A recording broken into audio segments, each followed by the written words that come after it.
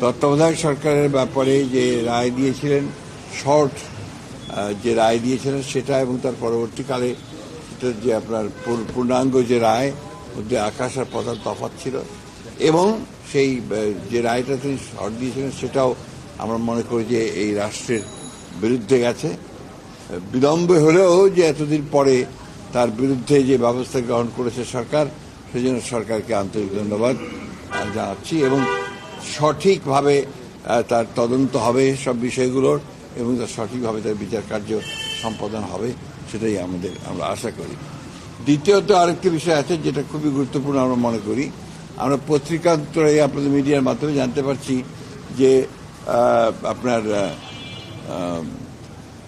শিশু একাডেমির যে ভবনটি রয়েছে আপনার এই কার্জন হলের উল্টো দিকে, আপনার যে হাইকোর্টের পাশে, সেই ভবনটিকে ভেঙে ফেলার জন্য একটা আপনার কথাবার্তা চলছে বা এই ধরনের প্রক্রিয়া গ্রহণ করা হচ্ছে বা একটা প্রস্তাব নেওয়া হয়েছে।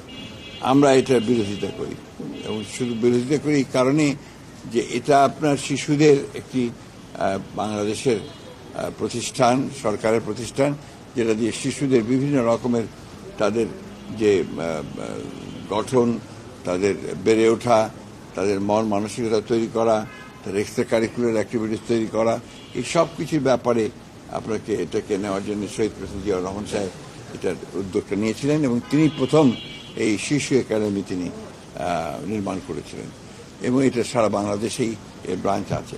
সুতরাং এটাকে ওইখান থেকে সরানোটা আমি মনে করি একেবারেই সঠিক সিদ্ধান্ত হবে না, এবং এ ব্যাপারে আমরা আমাদের খুব স্পষ্ট বক্তব্য যে আমরা চাই না যে শিশু ভবনটি সেই জায়গা থেকে আপনার স্থানান্তরিত করা হোক বা সেটাকে অন্য জায়গায় দেওয়া হোক। এটা আমার মনে হয় যে জাতি গঠনের ব্যাপারে এটা একটা বাধা হয়ে দাঁড়াবে বলে আমরা আশা করি। এটাই। রাজনৈতিক সংকটের জন্য তো খায়রুল হক দায়ী ছিল নিঃসন্দেহভাবে। 100% শাস্তি আপনারা চাচ্ছেন? এটা তো আমার বলা ঠিক হবে না, কারণ এটা আইনগতভাবে যে বিধানগুলো আছে সেই বিধানগুলো দেখে তাকে সেই প্রসিকিউট করে তার সেই বিধান নিশ্চিত করতে হবে। তবে দৃষ্টান্তমূলক শাস্তি হওয়া উচিত, যাতে ভবিষ্যতে কেউ ওই জায়গাটাতে বসে আর সেই জায়গার ব্যবহার করে রাষ্ট্রের ক্ষতি করতে না পারে। সেটা আপনারা অবশ্যই সরকার দেখবেন, যারা এইভাবে আছেন তাদের ব্যবস্থা নেওয়া হবে। রাজনৈতিক সংকটের না, ওনার রায়ের পরেই আমার যেটা হয়েছে সেটা হচ্ছে যে আপনার আমাদের তত্ত্বাবধায়ক সরকার বিধানটা বাতিলকে পার্মানেন্ট করা হয়েছে, এবং যেটা বাংলাদেশের পরবর্তীকালের যত রকমের আপনার রাজনৈতিক সংকট তৈরি হওয়ার সেই সংকটগুলো তৈরি হয়েছে এবং জাতি ক্ষতিগ্রস্ত হয়েছে।